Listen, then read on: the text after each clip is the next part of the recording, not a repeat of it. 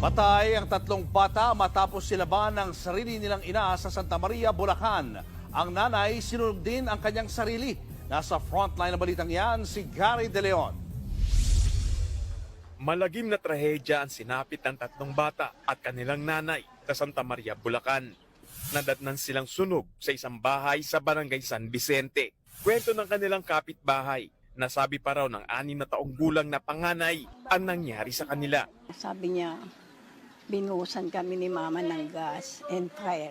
Ang bunso, dead on the spot. Kalaunay, binawian din ng buhay ang 2 bata at kanilang ina sa ospital.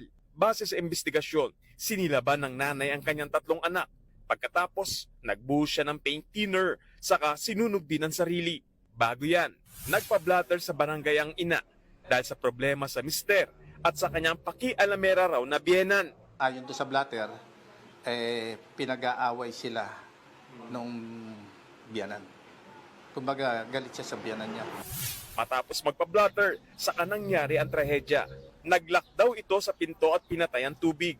Nakuha naman ng Bureau of Fire Protection ang bote ng paint thinner at posporo sa bahay. Nasa Batangas at nagtatrabaho ang padre de pamilya nang mangyari ang krimen. Tumanggi siyang magkomento at humiling ng privacy. Nagbabalita mula sa